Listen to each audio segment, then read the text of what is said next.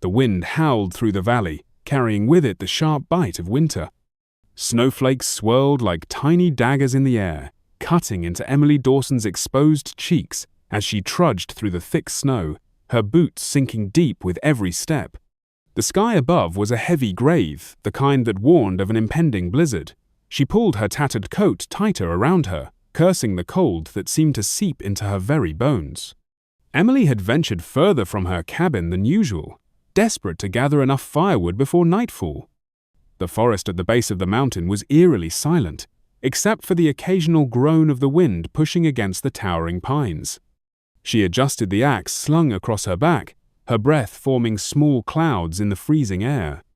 Then she heard a faint sound, barely audible over the wind, a low, guttural moan. She stopped in her tracks, her pulse quickening. At first, she thought she had imagined it.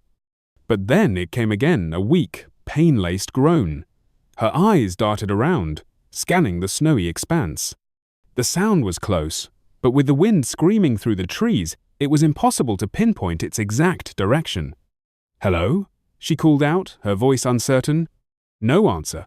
Emily hesitated for only a moment before pushing forward, her instincts screaming that something or someone was in trouble. She moved cautiously, her boots crunching against the ice-crusted snow.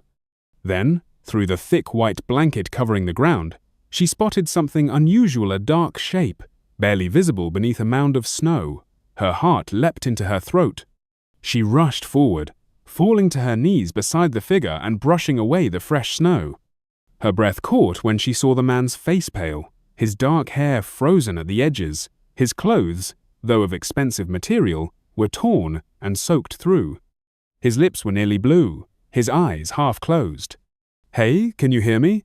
Emily shook his shoulder, but he barely reacted. "Sir, wake up." A weak groan escaped his lips. His fingers twitched slightly, as if fighting against the cold's deadly grip. "You need to wake up," she said, leaning in closer.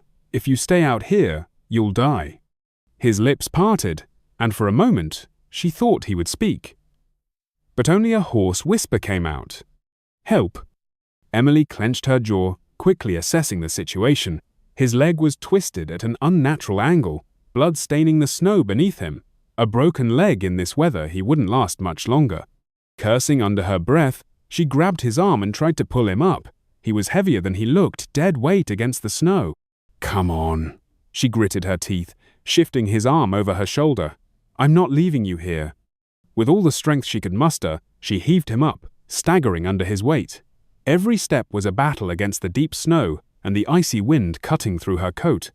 The man groaned in pain as she dragged him forward, his head leaning against her shoulder. She didn't know who he was or how he had ended up there, but none of that mattered now. All that mattered was getting him home before the cold claimed him forever.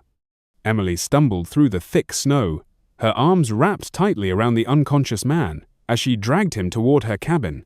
The cold was relentless, slicing through her coat and numbing her limbs. But she refused to stop. The man's breath was shallow, his body slack against hers. She couldn't let him die. By the time she reached the cabin, her muscles burned with exhaustion. She kicked the door open, nearly collapsing as she pulled him inside.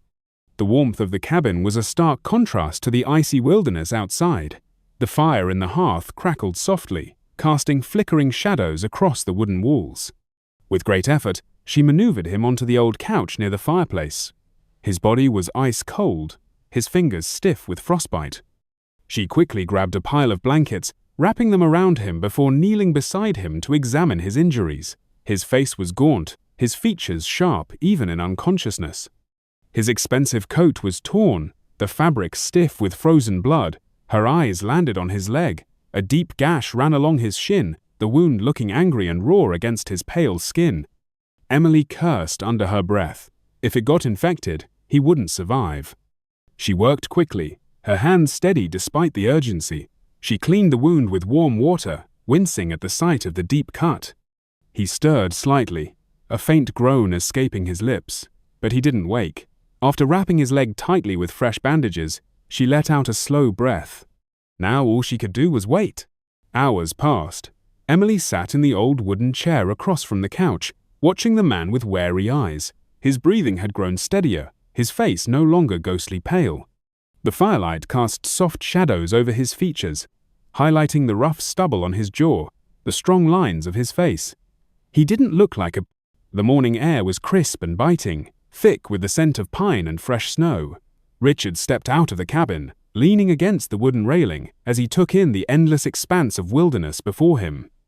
Towering mountains stood against the pale blue sky, their peaks dusted in white, untouched by time. It was a sight unlike anything he had ever seen in New York. A world that belonged not to men in suits, but to the earth itself. Emily emerged from the side of the cabin, an old axe slung over her shoulder. She glanced at him, then at the firewood pile near the door. "If you're going to stand there all day, at least make yourself useful," she said, tossing him a pair of gloves. Richard barely caught them before they hit his chest. "Chopping wood? Really?" Emily smirked. "Unless you'd rather freeze tonight." Richard sighed, pulling on the gloves. He had spent his life making billion-dollar deals, managing entire companies. He had never chopped a single piece of firewood. But as he followed Emily to the clearing behind the cabin, he realized something strange for the first time. He wanted to try. At first, Richard was terrible. The axe was heavier than he expected, and every time he swung it down, the logs barely split. Emily watched, arms crossed, barely holding back a grin.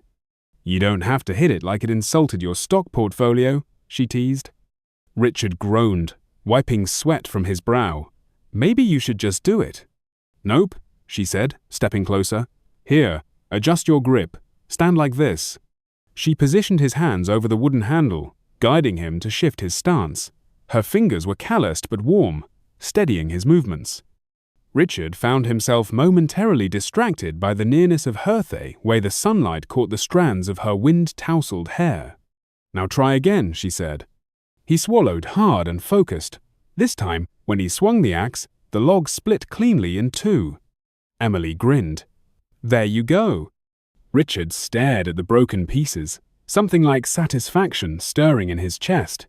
It was a small victory, but a victory nonetheless. Maybe there was something to this whole working with your hands thing after all. Days passed, and Richard began to adapt. He helped Emily with small tasks, fetching water from the frozen stream, patching up the old wooden roof of the cabin, even setting simple snares in the forest. His suit and tie had been replaced with thick woolen clothes borrowed from Emily's grandfather's old trunk. His hands-ons, used only for signing contracts, were now rough from labor. And for some reason, he didn't hate it. One evening, as they sat around the fire, Emily handed him a bow. "You're going to teach me how to hunt now?" Richard asked, raising an eyebrow. Emily smirked. "You want to eat, don't you?" Richard sighed, shaking his head. "Fine, but if I die doing this, you're telling my board of directors it was your fault." Emily just laughed. The next morning, the two of them moved carefully through the woods, the air crisp with the scent of fresh pine. Richard tried to step as lightly as Emily, but she was like a ghost, silent, deliberate. He, on the other hand, snapped every twig in his path. They tracked a rabbit for nearly an hour, and when the moment came, Emily nudged him. "All right, city boy, take your shot." Richard hesitated, gripping the bowstring. The rabbit twitched its ears, sensing danger. "You hesitate. You lose," Emily whispered. Richard exhaled slowly and released the arrow. It missed by a mile. Emily winced. "Okay, that was painful to watch." Richard groaned, rubbing his forehead. "Maybe I should stick to real estate." She laughed. "Come on, we'll try again." Later that afternoon, as they made their way back toward the cabin, something shifted in the air. The birds stopped chirping. The wind stilled. Emily froze. Richard frowned. "What is it?" A deep, guttural growl rumbled through the trees. Richard's blood turned to ice. Slowly, he turned his head just in time to see the massive grizzly bear emerge from the underbrush. The bear's dark eyes locked onto them, its muscles tensed. It was close, too close, and it was huge. Richard's breath caught in his throat. He had never felt fear like this before. Emily reacted first. "Slowly move back," she whispered. Richard obeyed, his heartbeat pounding in his ears, but the bear stepped forward, its massive paws crunching the snow. Then, without warning, it charged. Richard barely had time to react before Emily grabbed his arm and shoved him behind a tree. In one fluid motion, she raised her rifle and fired a warning shot into the air. The deafening crack shattered the silence. The bear skidded to a stop, ears flattening. It hesitated, then let out a final huff before turning and lumbering back into the woods. Richard's hands were shaking as he pressed himself against the tree, struggling to breathe. Emily lowered her gun, exhaling slowly. "That," Richard panted, "was the single most terrifying thing I have ever experienced." Emily smirked, slinging the rifle over her shoulder. "Welcome to Alaska." Richard let out a breathless laugh, still trying to steady his nerves. But something had changed. Emily had risked her life for him, without hesitation, without thinking twice. No one had ever done that for him before, not business partners, not the women he dated, not even the people he called friends. But Emily, this girl who barely knew him, had saved his life. And in that moment, Richard Caldwell, Billionaire CEO, realized something for the first time. All the money in the world meant nothing compared to this. Want to leave? Not really. He reached across the table, his fingers brushing against hers. "I will come back." Emily looked at him, searching his face for any sign of a lie. Then she nodded, just once. "You better." And for the first time in his life, Richard Caldwell knew he had something worth coming back for. The day Richard left, the sky was a dull, grey, thick clouds rolling over the mountains like a heavy curtain. The air was colder than usual. Maybe it only felt that way to Emily as she stood outside the cabin, watching him prepare to leave. He was dressed in borrowed winter gear, bundled against the elements, but something about him already looked different, like he didn't quite belong here anymore. His injured leg had healed enough for him to travel, though he still moved with a slight limp. The sled dogs, restless and eager, barked in anticipation of the journey ahead. Emily crossed her arms, keeping her expression neutral. "You sure you're ready for this, city boy?" Richard smirked, though there was something sad in his eyes. "I don't think I have a choice." She exhaled, her breath forming a small cloud in the freezing air. "I guess not." Martha, standing a few feet away, gave Richard a hard look. "Be careful out there, boy. The world ain't as forgiving as this place." Richard nodded. "I know." He turned back to Emily, hesitating. There were a million things he wanted to say, but none of them felt right. Instead, he reached into his coat pocket and pulled out something small, pressing it into her hand. It was a silver compass, worn with age. Emily frowned. "What's this?" "My grandfather's," Richard said. "He used to say it would always point him home." Emily looked up, meeting his gaze. "And where's home for you?" Richard hesitated. Then, softly, "I don't know yet." Emily swallowed hard, curling her fingers around the compass. "You better figure it out." A long silence stretched between them. Then finally, Richard took a step back and climbed onto the sled. With a sharp command to the dogs, they lurched forward, kicking up a flurry of snow. Emily stood there, unmoving, watching as he disappeared into the white horizon. And for the first time since she was a child, she felt something strange. Something that scared her more than any storm. She missed him. The weeks passed slowly. Emily threw herself into work hunting, chopping wood, fixing what needed fixing. She told herself she didn't care that Richard hadn't sent word. But every morning, she found herself glancing toward the trail he had left on.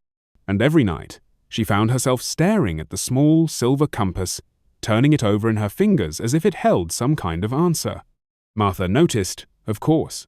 "He's not coming back," her grandmother said one evening, stirring a pot of stew over the fire. Emily didn't look up.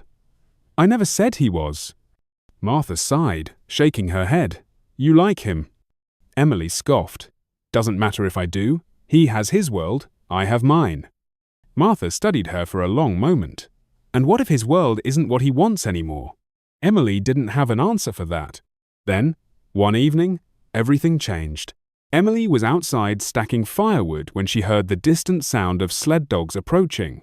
She turned, expecting one of the village traders. But instead, a man she had never seen before stepped off the sled. He was tall, dressed in a heavy coat lined with fur, his face sharp with the air of someone who didn't belong in these parts. The man pulled something from his Paquita sealed envelope. "Miss Dawson?" he asked. Emily nodded slowly. The man extended the letter. "This is from Richard Caldwell." Her heart slammed against her ribs. She hesitated before taking the envelope, the cold paper stiff in her hands. The man gave a small nod. "He's waiting for you." Emily's breath caught. Richard hadn't forgotten her. And now, for the first time, it was her turn to decide where she belonged. Emily had never seen so many lights in her life. New York City stretched out before her like a living, breathing entity. Towering skyscrapers reaching toward the sky, endless streams of people moving like currents through the streets. The honking of horns, the flashing billboards, the sheer energy of the place was overwhelming. She tightened her grip on the small silver compass in her pocket, her only tether to the world she had left behind. The black car that had picked her up from the airport wove through the bustling streets until it pulled up in front of a grand hotel. The doorman opened her door, offering a polite nod, but Emily barely noticed. She was too busy staring up at the massive glass structure before her. Was this really where Richard lived? The elevator ride to the penthouse was silent, save for the quiet hum of the city below. And then, the door slid open. Richard was waiting. For a moment, neither of them spoke. He looked different dressed in a tailored suit, clean-shaven, every bit the billionaire he had been before. But his eyes were different. Softer, warmer, human. "Emily," he said, stepping forward. She swallowed hard, forcing herself to stay steady. "You wrote to me." He exhaled, nodding. "I told you I'd come back. When I realized I couldn't, I had to bring you to me." Emily looked around the penthouse-polished marble floors, floor-to-ceiling windows overlooking the city. The sheer wealth of it all. It felt like another world. A world she didn't belong to. Richard must have sensed her hesitation, because he stepped closer.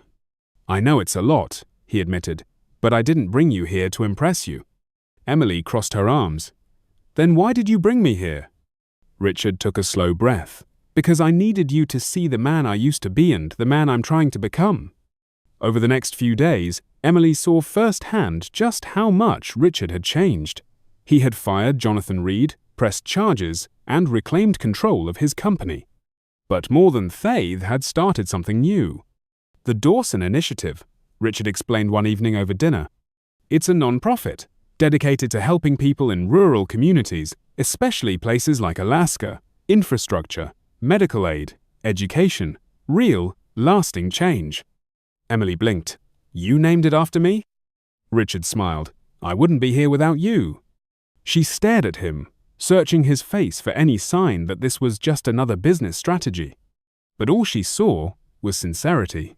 Real, undeniable sincerity. One night, as they walked along the edge of Central Park, Richard finally said what she had been waiting for. "I love you, Emily."